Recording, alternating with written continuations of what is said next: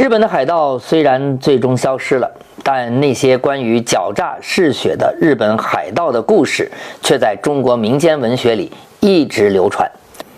比如这个《水浒后传》里呢，就有英雄好汉报复倭寇的情节，就连正史、明史《日本传》里也留着不少对日本人残忍的描述。就这样呢，一种可怕的日本人的形象在中国开始一代代的传了下去。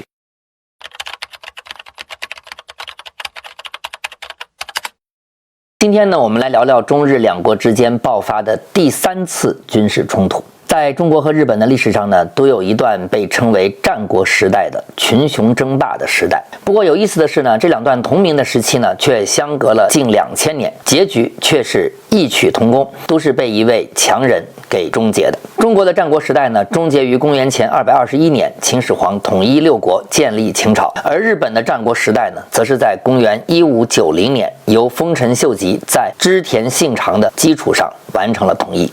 就像秦始皇、亚历山大大帝、成吉思汗那样，丰臣秀吉也是个雄心勃勃、想要征服天下的人。他手下有大量的能征善战的士兵，也不怕远征的艰苦。有些历史学者认为，他发动对外战争的一个原因，就是要让军队有事可做。他担心士兵如果卸甲归田，找不到体面生计，会变成社会的不安定因素。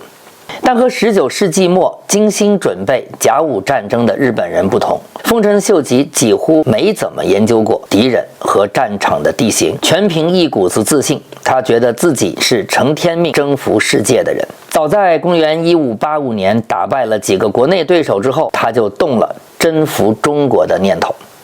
丰臣秀吉的计划是借道朝鲜进攻中国，并且他认为打败中国易如反掌。他甚至呢还做了长远规划，征服中国之后要把北京当作首都，然后呢落脚宁波，这样呢他就能够统治中国，又能和日本呢保持密切的联系。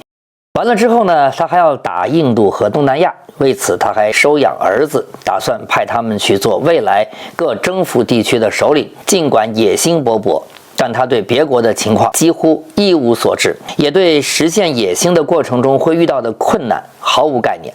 丰臣秀吉命令朝鲜让日本借道去打中国，被朝鲜多次严词拒绝。于是呢，在公元1590年8月，他开始准备清朝战争。他不仅征召经验丰富的剑手、枪手和骑手，还要求各地大名在全日招募步兵。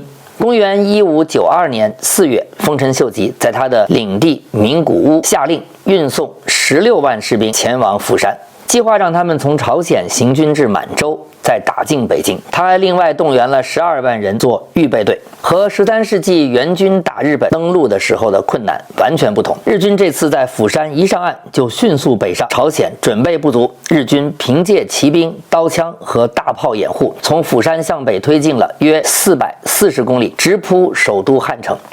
朝鲜军队呢根本挡不住，老百姓害怕之余，地方首领组织起游击抵抗，这才稍稍拖延了日军的进度。结果是日本人控制军事据点和城镇小路，朝鲜人控制的农村。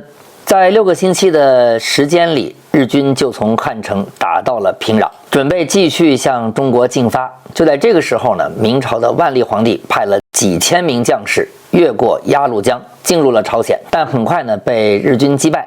万历帝大为惊讶，赶紧呢又派了一支43000人的大军跨过鸭绿江进入朝鲜北部。这么庞大的明军呢，让日本人震惊了。当时日军分散在朝鲜全境，首尾难顾，明军成功的把他们赶出了平壤，并一路向南追击。在汉城以北约16公里的一个山谷，两军再次交战，这次呢明军打败了。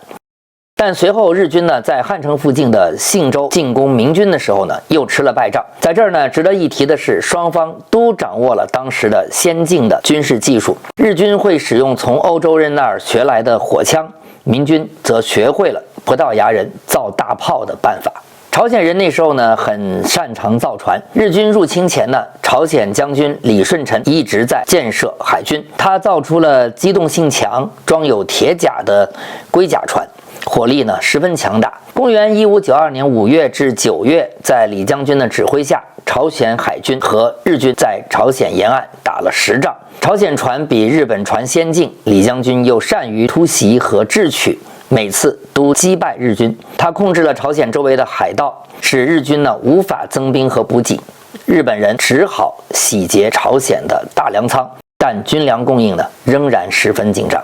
战争第1年，日军呢因打仗、寒冷、饥饿和疾病，死了呢大约1/3的人。到了年底呢，日军只能进驻据点自保，无法前进或控制乡村。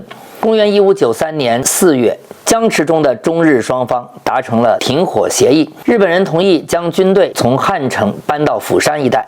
同年5月，中方派人去了名古屋进行停火谈判。丰臣秀吉自认为日本是神之土地，态度强硬，好像日本才是战胜国。他提出要朝鲜割让部分领土，并派高官到日本当人质。明朝则要求呢日本恢复朝贡关系，向中国称臣。谈判拖了2年多，双方根本就谈不到一块儿去。部分日军呢撤回了国内，留下的呢驻扎在釜山附近。公元1593年至1597年间，一些士兵呢甚至在朝鲜种地养活军队，每次遇袭还能成功的击退攻者。公元1597年8月，丰臣秀吉发动第2次进攻，试图打破僵局，让日军进入中国。这次朝鲜和中国军队准备更为充分，迅速调动兵力抵抗。日军向西进入朝鲜西南的全罗道，然后北上汉城，在那里呢遭遇了顽强的抵抗。此时一位嫉贤妒能的朝鲜官员取代了名将李舜成担任指挥。战争初期，日本海军击败朝鲜海军，成功登陆。绝望之下，朝鲜只好重新请出已告老还乡的李舜成。他战术灵活，多次击毁日本船只，阻止了日军增兵。公元1598年初，明朝派出了15万大军，日军在陆地和海上都受阻。到公元1598年中，战事还在进行，丰臣秀吉却病死了。他的继承人无法像他那样动员人参军了，最终试图隐瞒死讯，但后来明白，即使他活着，日本也无法获胜。于是呢，开始了撤军。日军撤退的时候呢，中朝集结了大量的军力追击，日军损失惨重。而伟大的朝鲜英雄李舜成也不幸在海战中阵亡了。这场战争没有赢家，对中日韩3国都是灾难。日本虽然多次赢得战役，还把俘虏的朝鲜工匠带回了国内，但也损失惨重，并招致中朝的长期怨恨。中方呢，伤亡惨重，朝鲜伤亡更重，很多朝鲜文化珍宝被毁，经济遭受了巨大的损失，粮食短缺问题严重。